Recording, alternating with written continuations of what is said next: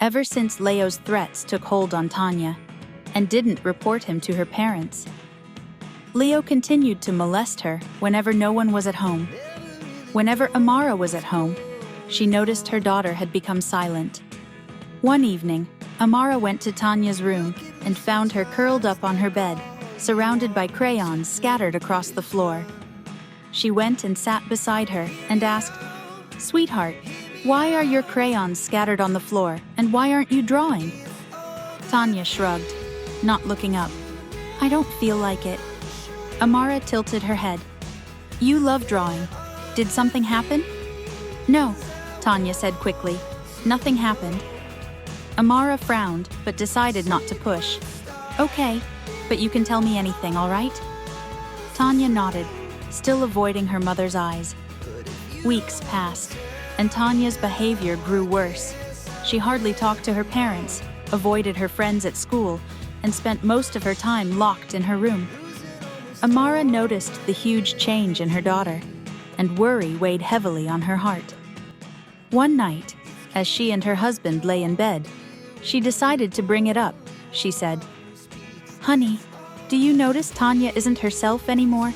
She's been so quiet lately." David didn't look up from his phone, which he was scrolling mindlessly. He replied, "She's probably just growing up. You know how kids are. They go through phases." Amara looked at her husband. She frowned and said, "This doesn't feel like a phase, David. And it's not just quietness. She seems scared. I've seen her flinch when someone walks past her. That's not normal." David sighed and finally put his phone down on the nightstand. "You're overthinking it, Amara. She's fine. Maybe she's just tired or something. She'll snap out of it." Amara pressed on. "But what if something's wrong? What if something's happening at school? Or here at home? Should we talk to her teacher? Or take her to see therapist or counselor?" In a sharp and firm tone, David shouted, "Amara, you're making a big deal out of nothing. She's fine. Just give her some space." Amara bit her lip, frustrated, and said, "I don't think giving her space is the answer, David. I feel like we're missing something important." David pulled the blanket over himself and turned off the bedside lamp. "You're worrying too much. Just let her be a kid." Amara lay beside her husband, staring at the ceiling. She thought to herself, "What if I'm making a big deal out of nothing, just like David said? What if Tanya is just being moody because she's growing up, and that's all?" After a lot of thought, she finally fell asleep. During a school sports event, Tanya fainted in the middle of a race. The school staff quickly took her to the hospital and contacted her parents. Amara and David rushed to the hospital, panic etched on their faces. The doctor led them into his office and offered them seats. His serious expression only added to their anxiety. "How is she?" Amara asked, her voice trembling. "She's stable now," the doctor assured them. "But there's something you need to know." Amara and David asked in unison, "What is it?" The doctor sighed, adjusted his glasses, then said gently, "Your daughter has syphilis, and it's the 2nd stage." Amara's breath caught in her throat and stammered, What is that?" David's mind was pounding as he half yelled, "What is it about doctor?" The doctor met their panicked eyes with a grave expression and explained, "It is an infection, but this type of infection is transmitted sexually. It's not something that happens by accident. I strongly suggest you talk to her to find out what's been going on." Amara felt her legs weaken, and she slumped back on her chair, tears streaming down her face. David paced the small office, his fists clenched and his jaw tight. "Sexually?" Amara whispered, her voice cracking. No, she's just a 6-year-old child. Who could have done this to her?" The doctor placed a hand on her shoulder as he said, "I know this is difficult to hear, but it's essential you speak with your daughter, as she is the only one who can shed light on this issue." No matter how much Amara and David asked Tanya at the hospital, she remained silent. Her lips trembled, but no words came out. Frustrated and heartbroken, they decided to give her time, hoping she might open up when they got home. At home, Amara sat on the couch with Tanya beside her. The little girl clutched a cushion tightly, her eyes red and swollen from crying. Amara gently stroked her daughter's hair, trying to keep her voice calm.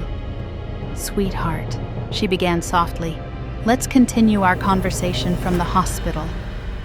We need to know how this happened. Please, you can tell us. We just want to help you." Tanya buried her face in the cushion and shook her head violently. "I can't," she started crying. David knelt in front of her, his voice steady but pleading. "Tanya, listen to me. You're safe now. No one can hurt you. Just tell us who did this." Tanya lifted her tear-streaked face and whispered, "He'd hurt you if I tell you." Amara's heart shattered into pieces. She pulled Tanya into her arms and hugged her tightly as tears streamed down her cheeks. "I'm so sorry, baby. I'm so sorry. But please tell us. Nobody is going to hurt you or us. I promise." But Tanya only sobbed, shaking her head, and didn't say another word. Determined to protect their daughter and find the truth, Amara and David decided to take drastic measures. They installed hidden cameras all over their cars and house, the living room, the kitchen, and even Tanya's bedroom. They placed audio recorders in her school bag and carefully monitored everything.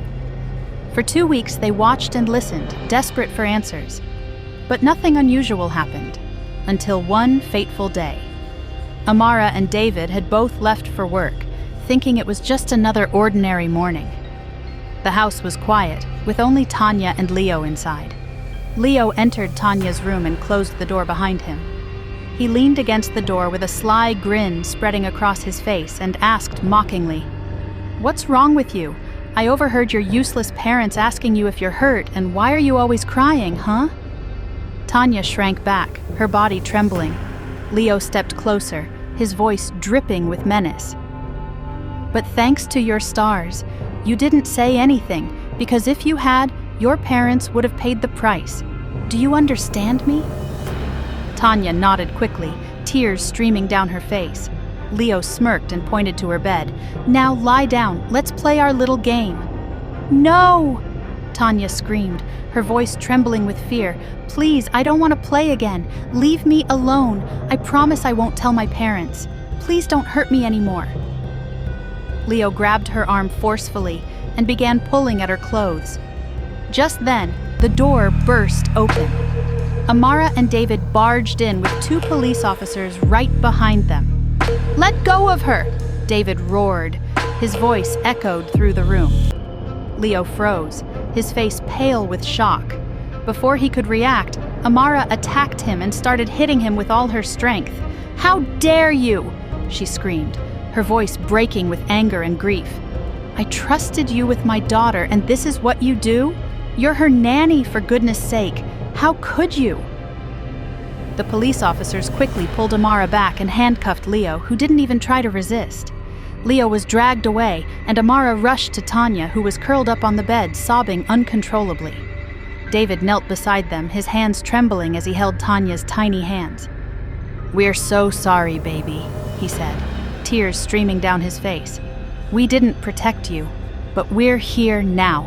You're safe." Amara hugged Tanya tightly, her own tears falling onto her daughter's hair. She whispered, "Why didn't I see it?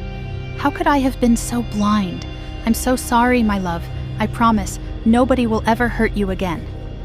David placed a hand on Amara's shoulder and said, "We both failed her, Amara. But we'll fix this together. Tanya, I'll never let anyone hurt you again, I promise." Tanya clung to her parents, also crying bitterly. In police custody, Leo faced relentless harassment from other inmates and callous treatment from the officers. The pressure of being interrogated repeatedly and the stress of frequent court appearance affected his health. One fateful day, he clutched his chest tightly, his face scrunched in agony, and collapsed in his cold cell. The officers rushed him to the hospital, but the damage was irreversible. Leo died of fatal cardiac arrest before the doctors could intervene and save him. The news of Leo's death hit Tania's parents like a hammer. It was bittersweet for them. They liked the fact that Leo was heavily punished for his actions, but at the same time, they felt a little sad that he was dead. David cut off ties with all his mistresses and started going home directly after work. He no longer made excuses to stay out late. Amara also resigned from her job and sacked all her domestic workers because she was unwilling to trust anyone else with her daughter's care. Things were really tough for a while. But Tania started to get back on track. Her parents went to therapy together with her. Even though it was hard, it really helped. At home, Amara spent lots of time with Tania, reading, playing, cooking, and just being together. For weeks, Tania barely said a word. But one evening, as Amara put her to bed, Tania whispered, "Mommy, can we read that funny book again?" Amara's heart felt full. It was a small step, but it felt huge. As time went on, laughter started to fill the house again. Tania started playing with friends at school and smiling more. The bad memories didn't disappear, but they started to fade. Every day, Amara remembered the promise she made when things were at their worst. "I would never let Tania feel alone again." And with that, they moved forward, stronger than before.